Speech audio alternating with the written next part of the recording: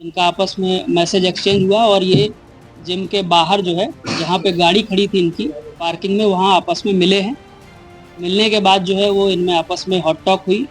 Hot talk की जो वजह इसके द्वारा बताई गई है, जो एक्यूज़्ड है, कि इसकी शादी होने वाली थी, तिलक होने वाला था और कई अन्य महिलाओं से जो है ये बातचीत करता था। कानपुर में एक जिम ट्रेनर ने महिला को मारकर डीएम आवास परिसर में दफना दिया। इस घटना ने शहर की सुरक्षा व्यवस्था की पोल खोलकर रख दी। हालांकि पुलिस की ओर से कहा गया कि ये शव डीएम आवास परिसर में नहीं है, बल्कि पड़ोस के क्लब के पास मिला है।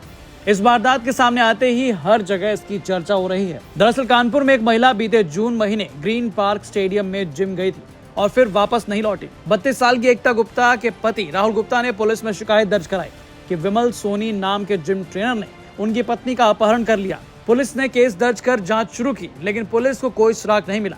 4 महीने बाद गिरफ्तार हुए जिम ट्रेनर विमल सोनी से जब सख्ती से पूछताछ हुई तो सबके होश उड़ गए।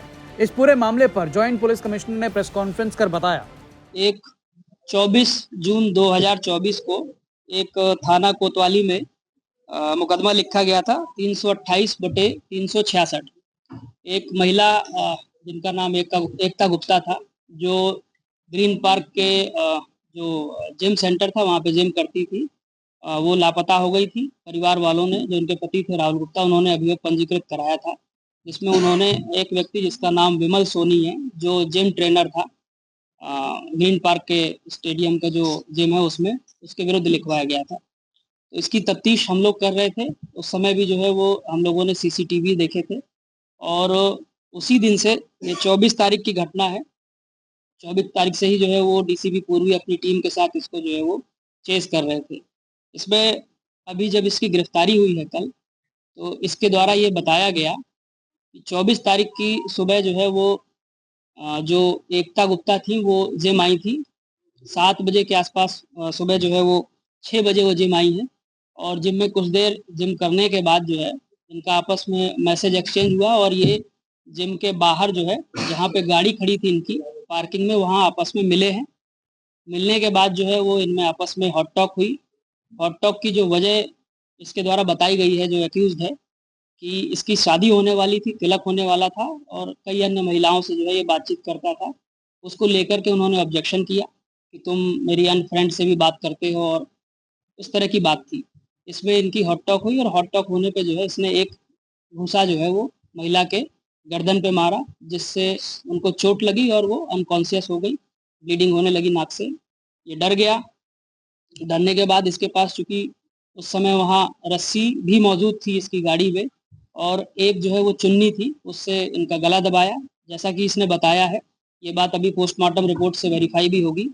और उसके बाद जो है वो पीछे की सीट को तोड़ करके उसमें जो है वो डेड बॉडी को रखा और रख करके जो है ये वहाँ से होता हुआ और सरसैया घाट की तरफ से होता हुआ, जो ये ऑफिसर्स कॉलोनी है, जो डीएम साहब के आवास के जो है पास में है, उस ऑफिसर्स कॉलोनी में एक क्लब है, जहाँ पे ये पूर्व में जिम का काम करता था और वहाँ उसका आना-जाना था। उसकी चाबी भी जो है संभवतः कभी-कभी इसके पास रहती थी। उसमें जो गेट लगा हुआ है सामने का, उस गेट को खोला और गाड़ी को अंदर लिया और अंदर ले जा कर के फिर इसने वहाँ डेड बॉडी को गड्ढा खोद करके गाड़ा। गाड़ने के बाद जो है ये वापस वहाँ से गया। लगभग जो है वो 8:50 पे इसकी दोबारा जो लोकेशन है वो मरी कंपनी पुल पे देखी गई और दोपहर के आसपास ये दोबारा वहाँ पे आया। उसका भी सीसीटीवी फुटेज हमारे पास है। इस पूरे प्रकरण का सीसीटीवी फुटेज हमें मिला है, जिसमें ये गाड़ी से जाता हुआ दिख रहा है। क्योंकि पीछे की सीट को जो है इसने तोड़ दिया था, इसलिए कोई व्यक्ति बैठा उस गाड़ी में इसके अलावा दिख नहीं रहा था। दोबारा ये गया है और मिट्टी इसने डाली है और डालने के बाद जो है ये वापस आया है। फिर ये बारात की तरफ गया है। हो सकता है सुसाइड करने का इसका मन हुआ हो, बट इसने जो है वो वापस बारात से आ करके और फिर ये एक बस स्टैंड की भी हमारे पास जो है वो क्लिपिंग आई थी, जिसमें ये टिकट कहीं का करा रहा था और उसके बाद ये वहाँ से भाग गया है। इस पूरे प्रकरण में जो है वो हम लोग इसको चेस कर रहे थे। कई जगह हमारी टीमें गई। हमारी टीमें जो है वो पंजाब भी गई, हमारी टीमें दिल्ली भी गई, ग्वालियर भी गई और बहुत स्थानों पे गई जहाँ-जहाँ हमको मैनुअल इनपुट मिला, क्योंकि इसने फ़ोन बंद कर दिया था, फ़ोन यूज़ नहीं कर रहा था। फ़ोन की लोकेशन ट्रेस नहीं हो रही थी, परंतु हम लोग इस पे नज़र रखे हुए थे। तो अभी पीछे जो है वो कुछ पारिवारिक संपर्क जब इसके परिवार के जनों से हुआ है, तो उसके माध्यम से हमको जानकारी हुई। जानकारी होने पर जो है वो कल इसको गिरफ्तार किया गया। गिरफ्तार करने पे इसके द्वारा काफ़ी जो है वो पुलिस को गलत बयान दिए गए, झूठ बोला गया कि मैंने जो है वो उसको मार करके डेड बॉडी गंगा में फेंक दी है। इसको गंगा जो है वो नदी वाला एरिया भी दिखाया गया, वो सारी चीज़ें की गई। बट फिर जब टाइमिंग का जो है वो हम लोगों ने वेरीफाई किया कि इतनी देर में गाड़ी पहुंच ही नहीं सकती है, क्योंकि सीसीटीवी रिकॉर्ड में इसका पुराना जो है वो टाइमिंग था हमारे पास। तो फिर उसके बाद जो है इसने बताया कि मैंने जो है वो डेड बॉडी जो ऑफिसर्स क्लब वाला जो कंपाउंड था, जहाँ पे जो है वो पेड़ पौधे लगे हुए थे, वहीं पे नीचे जो है वो दफना दी है। तो कल रात में टीम गई और उस डेड बॉडी को जो है परिवारजनों की उपस्थिति में वहाँ से लगभग 8 से 10 फीट गहरा जो गड्ढा था उससे रिकवर किया गया। रिकवर करने के दौरान जो कपड़े जो मृतका ने पहने हुए थे, महिला ने पहने थे, वो बरामद हुए हैं और उसके आधार पे उनकी शिनाख्त हुई है।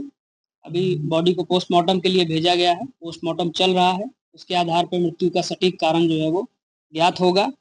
फिलहाल इसकी अरेस्टिंग करके और इसको जो है वो न्यायालय भेजा जा रहा है। चूँकि इस पूरी कवादत में टीम ने बहुत मेहनत की है और परिवार के जो है वो साथ रह कर के ढूंढने का बड़ा प्रयास किया। इसके मिलने के बाद ही ये सारी चीज़ें जो है स्पष्ट हुई है।